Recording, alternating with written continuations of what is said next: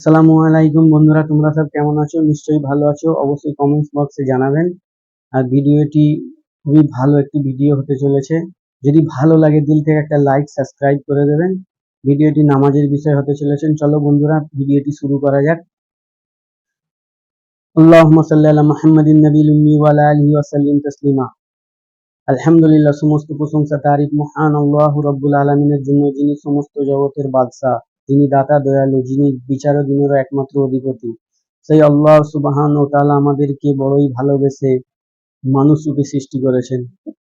আর আল্লাহ রাব্বুল আলামিন কোরআন শরীফের মধ্যে ইরশাদ করেন, জামা খালাকতুল জিন্না ওয়াল ইনসা ইল্লা লিয়াবুদুন, আমি তো কেবলমাত্র জিন আর ইনসানকে আমার ইবাদতের জন্য সৃষ্টি করেছি।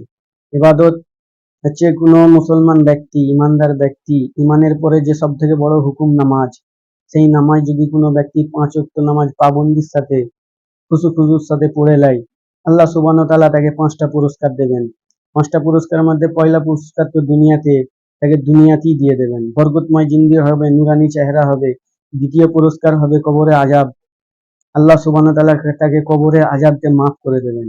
তৃতীয় পুরস্কার হচ্ছে কাল হাসরের ময়দানে কেউ ডান হাতে আমলনামা পাবে, কেউ বাঁ হাতে আমলনামা পাবে, আল্লাহ সুবহানাহু ওয়া তাআলা তাকে ডান হাতে আমলনামা দেবেন।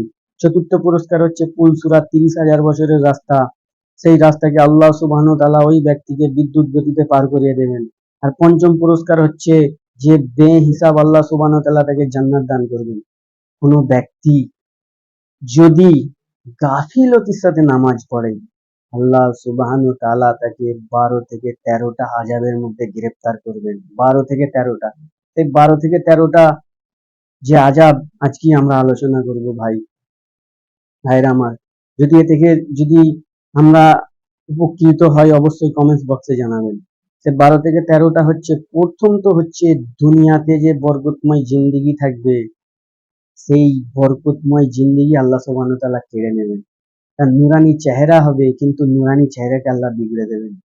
মৃত্যুর সময় যখন সে মৃত্যুর শয্যায় পৌঁছে যাবে, তখন এমন ভাবে মৃত্যু রুহু বার করবে, বলা হচ্ছে যদি কোনো কুল গাছের কাঁটা উপরে যদি কাপড় রেখে আর তাকে যদি টানা হয়, যেমন সেই কাপড় ছিঁড়ে ছিঁড়ে বেরিয়ে আসে, তো তদ্রূপ ওই ব্যক্তির রুহুকে ওইভাবে শরীর থেকে ছিঁড়ে ছিঁড়ে বার করা হবে, ছিঁড়ে ছিঁড়ে বার করবে মালিকুল মউত। রুহু মালিকুল মউতকে ভয়েতে দেখে বুড়ো আঙুল, পায়ের বুড়ো আঙুলের নখের মধ্যে চলে যাবে, সেই নখ থেকে মালিকুল মউত টেনে বার করবে। এত কষ্ট যন্ত্রণাদায়ক মৃত্যু হবে। আর বলা হয়েছে যখন তাকে কবরে রেখে আসা হবে, কবরে 3টে আযাব হবে, 3টে আযাব। কবরে পয়লা আযাব তো কবর পিষতে থাকবে, একদিকের পাঁজরার হাড় একদিকে চলে যাবে, আর একদিকের পাঁজরার হাড় অন্যদিকে চলে যাবে। চলে যাওয়ার পর চিৎকার করতে থাকবে, চিল্লাতে থাকবে, কেউ থাকবে না, না মা বাপ, না ভাই বোন, না আত্মীয় স্বজন, না স্ত্রী, না সন্তান সন্তানি, কেউ থাকবে না বাঁচানে বলা। দ্বিতীয় আযাব হচ্ছে যে একটা সাপ তার কবরে নিক্ষেপ করে দেবে, সেই সাপের চোখ হবে সূর্যের চেয়ে তাপ, আর তার নিঃশ্বাস হবে এত গরম। বলা হয়েছে যদি দুনিয়াতে একবার ওই সাপ নিঃশ্বাস ফেলে দেয়, তো কিয়ামত পর্যন্ত দুনিয়াতে ধুলো গাছ বের হবে না। ওই সাপ দংশন করবে, আর সেই দংশনে 70 গজ নিচই ঢুকে যাবে। আর চিৎকার করতে থাকবে, চিল্লাতে থাকবে, আর ওই সাপ বলতে থাকবে এই ওয়াক্তের নামাজ তোর গাফিলতির সঙ্গে পড়ার জন্য এই সাজা। ফজরের ফজর থেকে জোহর পর্যন্ত যে ওয়াক্ত থাকবে, ওই ওয়াক্ত পর্যন্ত ওই 70 গজ নিচই পড়ে থাকবে। তারপর যখন জোহরের ওয়াক্ত হবে, ওই সাপ, বলা হয়েছে সাপের দুটো পা থাকবে, যে পা হবে নোকের থেকে শক্ত আর খুরের থেকে ধার, ওই মুখ থেকে তাকে কুড়ে কুড়ে তুলবে। তোলার পর আবার দংশন করতে থাকবে এই জোহরের থেকে আসর পর্যন্ত।